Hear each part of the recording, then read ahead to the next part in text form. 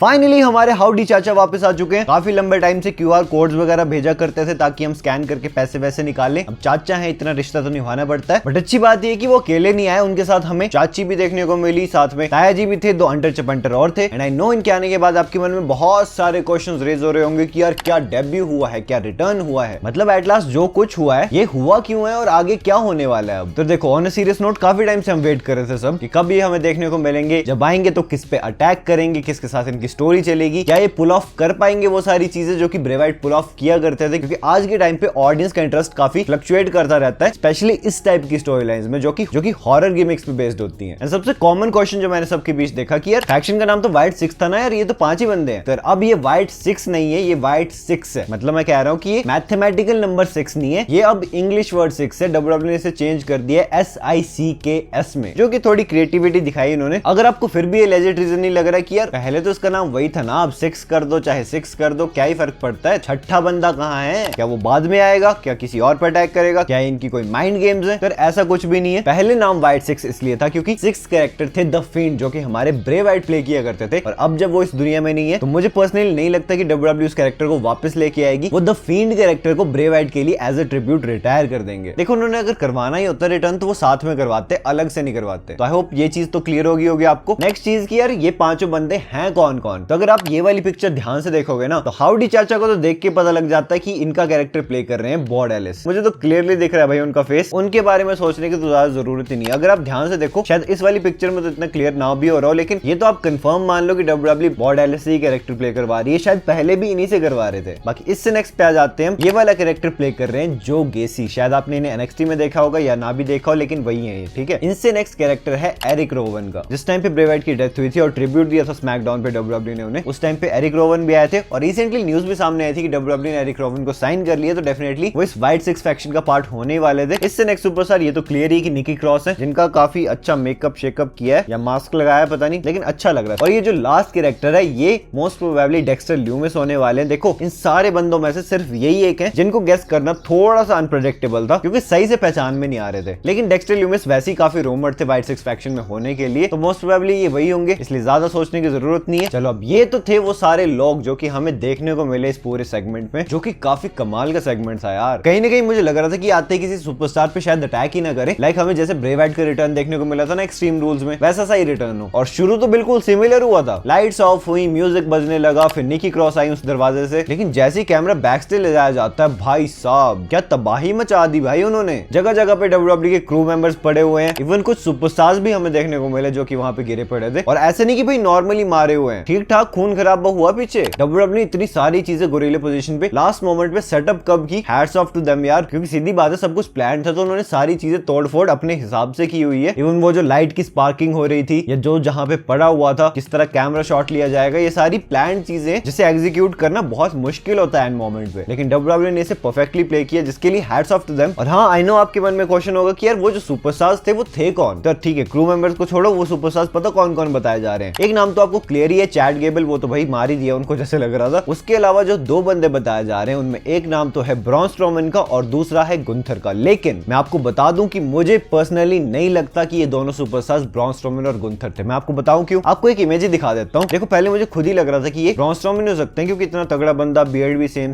But Braun Strowman अभी match में interfere करने आए थे। वो कब वहां पहुंचे, कब अटैक हुआ उन पे, थोड़ा सा मुश्किल था समझना। लेकिन जब मैंने ध्यान से ये वाली पिक्चर देखी तो मुझे समझ आया कि नहीं यार ये ब्रॉन स्ट्रोमन है ही नहीं, क्योंकि ब्रॉन स्ट्रोमन ऐसे दिखते हैं और उनके शोल्डर के साइड में टैटू है वो भी बिल्कुल अलग है। अगर आप बियर्ड भी देखो तो वो भी अलग है। अब साइज और हेड वगैरह देख के तो लग रहा था कि भाई ब्रॉन स्ट्रोमन हो सकते हैं, लेकिन मोस्ट प्रोबेबली है नहीं। और इसके बाद अगर आप बोलो कि गुंथर कहां पे दिखे, तो यार जहां पे हमें एरिक रोवन देखने को मिलते हैं ना, उन्होंने हथौड़ा लिया होता है हेल्प मी वाला, तो उसके नीचे 3-4 बंदे पड़े हुए थे, बाकी सब तो क्रू मेंबर्स थे। लेकिन एक बंदा थोड़ा रिजेंबल कर रहा था गुंथर को। मैंने मूविंग कैमरा का जैसे तैसे एक स्टिल वाला स्क्रीनशॉट लिया है, अब आप ही ध्यान से देख के बताओ, लग तो रहे हाँ गुंथर की तरह, लेकिन हो सकता है कि ये भी क्रू मेंबर ही हो कोई। अब ऐसा क्यों, मैं आपको क्लियर करता हूँ। देखो अगर ये गुंथर होते तो डब्ल्यूडब्ल्यू इन्हें अलग से एक फुटेज देती, अलग से एक फ्रेम में दिखाती, जैसे कि उन्होंने चैट गेबल को दिखाया। अब गुंथर यार इंपॉर्टेंट सुपरस्टार है, ऐसे नहीं क्योंकि आलतू फालतू सुपरस्टार है, बहुत ज्यादा फोकस नहीं करते बेशक, लेकिन फिर भी अलग दिखाते उन्हें बाकी बंदों से, ऐसे क्रू मेंबर्स के बीच में पड़ा हुआ नहीं दिखाते। तो इसलिए मुझे नहीं लगता कि ये भी वो होने वाले हैं। और सबसे पुख्ती चीज मैं आपको बता सकता हूँ कि डब्ल्यूडब्ल्यू ने जो अपनी वेबसाइट पे मेंशन किया है ना, उसमें सिर्फ एक ही नाम बताया जा रहा है जो कि चैट गेबल का है, जिन पे की अच्छे से फोकस किया गया, वो उस पूरे सेगमेंट के दौरान कि उनपे भाई अटैक हुआ है। मैं पता क्या सोच रहा था पूरे टाइम कि यार सब पे अटैक हो गया, कैमरामैन पे अटैक नहीं हुआ, और एक जो डब्ल्यूडब्ल्यूई की सोशल मीडिया टीम वाला होगा उस पे अटैक नहीं हुआ। देखो यार, हाउडी चाचा हमारे बुरे इंसान नहीं है। अब कैमरामैन को मार देते तो शूट कौन करता, और सोशल मीडिया टीम वाले को मार देते तो उनकी सारी रील, फोटोज, वीडियोज ये पोस्ट कौन करता है इंस्टाग्राम और यूट्यूब पे। समझ रहे हो बात की गहराई को? इसलिए नहीं किया उन्होंने। और वैसे भी यार पता ही है आपको, कैमरामैन नेवर डाइज। और देखो यहाँ से अब जब हमें क्लियर हो चुका है कि सिर्फ चैट गेबल पे अटैक हुआ है, मतलब अगर डब्ल्यूडब्ल्यूई सुपरस्टार्स में से देखा जाए तो क्या इससे ये हिंट करी डब्ल्यूडब्ल्यूई की अंकल हाउडी की जो पूरी फैक्शन है वो चैट गेबल को टारगेट करने वाली है और उनके साथ उनकी फ्यूड चलेगी आगे? तो हाँ, कहीं ना कहीं हो सकता है कि भाई चैट गेबल के साथ इनकी फ्यूड चल जाए, क्योंकि चैट गेबल के पास करंटली कोई भी फ्यूड नहीं आगे। वो बोल रहे थे कि भाई मैं money in the bank match के लिए क्वालिफाई करूंगा, फिर मनी इन द बैंक जीतूंगा, फिर वर्ल्ड चैंपियनशिप जीतूंगा, ऐसा वैसा। और नेक्स्ट वीक मैच भी तो होने वाला है, Braun Strowman versus Chad Gable versus Bronson read के बीच एक money in the bank qualifier match. अब देखो नेक्स्ट वीक के लिए तो हम काफी क्यूरियस है कि भाई क्या क्या चीजें हमें देखने को मिलेंगी, क्या वहां भी अंकल हाउडी आएंगे, ये सारी फैक्शन आएगी। तो देखो इस मैच से हमें सब क्लियर हो जाएगा नेक्स्ट वीक। अगर इस मैच में अंकल हाउडी फिर से टारगेट करते हैं चैट गेबल को, तब तो बिल्कुल क्लीन चीज है कि हाँ भाई डब्ल्यूडब्ल्यूई इन्हीं की फ्यूड सेट करने वाली आगे के लिए। बट अगर ऐसा नहीं होता है तब ये क्लियर होगा कि ये जो व्हाइट सिक्स फैक्शन है ये किसी एक के लिए नहीं आई है, जो कि मुझे पर्सनली लग रहा है ये हर किसी को अटैक करने वाले हैं जो कि इनके रास्ते में आएगा। और स्टोरी वाइज देखा जाए तो चैट गेबल इनको रास्ते में दिख गए होंगे और जितने लोग इनको बीच में दिखे ना उन्होंने सारे उड़ा दिए। हाँ, आप सोच सकते हो कि अगर हम K5 वाइज देख रहे हैं तो फिर ट्रिपल एच कहां पे थे, ब्रूस प्रिचर्ड कहां पे थे, एडम पियर्स कहां पे थे, बड़े बड़े सुपरस्टार्स कहां पे थे? उन पे तो अटैक नहीं हुआ भाई, चैट गेबल ही थे क्या एक सुपरस्टार पीछे? तो देखो यार ये चीज काफी नोटिस करने वाली थी। अगर आपने ध्यान दिया हो तो ड्रू मैकिंटायर का आपको याद होगा, ड्रू मैकिंटायर जब जा रहे होते हैं तो एडम पियर्स उन्हें रोकने की कोशिश करते, बैक से हमें दिखाया जाता है, ट्रिपल एच भी उन्हें समझाने की कोशिश करते और वहां पे हमें कैमरा फॉलो करते हुए दिखाया जाता है कि भाई एडम पियर्स भी मनाने चले गए ड्रू मैकिंटायर को, और हो सकता है उसके बाद ट्रिपल एच भी चले गए हो पीछे से। और दूसरी तरफ चैट गेबल की फैक्शन भी छोड़ के चली गई थी, वो भी लीव कर गए थे बिल्डिंग से। सेथ रॉलिंस शुरू में आए थे, डेमियन प्रीस्ट के साथ उन्होंने सेगमेंट किया, वो भी बिल्डिंग से निकल गए। यानी कि जिन जिनका मैच या सेगमेंट होता गया वो जा चुके थे, लेकिन चैट गेबल इतना ज्यादा फ्रस्ट्रेटेड थे अपनी सारी चीजों को लेके, तो वो बैक स्टेज अभी भी कहीं ना कहीं घूम रहे होंगे या फिर वापस जाने की तैयारियां कर रहे होंगे। और वो आगे हमारे हाउडी चाचा की पकड़ में, तो अच्छे से पकड़ लिए फिर चैट को उन्होंने। देखो मैं ऐसा नहीं कह रहा हूँ कि चैट गेबल के साथ उनकी फ्यूड कंटिन्यू नहीं हो सकती, डेफिनेटली हो सकती है, क्योंकि जैसा कि मैंने बोला चैट गेबल के पास भी अभी कोई फ्यूड नहीं है और अंकल हाउडी को भी सेटअप करना अच्छे से। तो हाँ, कंफ्यूजन काफी ज्यादा है, लेकिन जितना अभी तक मुझे समझ आया, जितनी मुझे इन्फॉर्मेशन पता लगी, जितना मैं अपना दिमाग लगा सकता था, मैंने सारी चीजें आपको क्लियर कर दी। अब आप अपनी स्पेकुलेशंस मुझे कमेंट सेक्शन में बता दो, कौन हो सकता है अंकल हाउडी का नेक्स्ट टारगेट। बाकी यार ये जो सारी कंफ्यूजन है, ये अच्छी बात है कि कंफ्यूजन है। अभी हमें डब्ल्यूडब्ल्यूई ने क्लिफ हैंगर पे छोड़ा है, कम से कम एक्साइटमेंट तो है कि नेक्स्ट ड्रॉ पे अब क्या देखने को मिलेगा हमें, और यही एक्साइटमेंट रहनी चाहिए हमेशा डब्ल्यूडब्ल्यूई के साथ, क्योंकि जब डब्ल्यूडब्ल्यूई में चीजें समझ नहीं आती तभी डब्ल्यूडब्ल्यूई सबसे ज्यादा इंटरेस्टिंग लगती है। So that is it for now. बाकी अगर आपने मेरी लास्ट वीडियो देखी जिसमें कि मैंने समर स्लैम में होने वाले अभी तक जितने मैचेस कंफर्म लग रहे हैं सारे बताए थे, ये रही वीडियो आपके सामने, इसे जल्दी क्लिक करो और देख लो। एंड मैं मिलता हूं आपसे अपनी नेक्स्ट वीडियो में एक बहुत ही इंटरेस्टिंग टॉपिक के साथ। So until that time, this is जय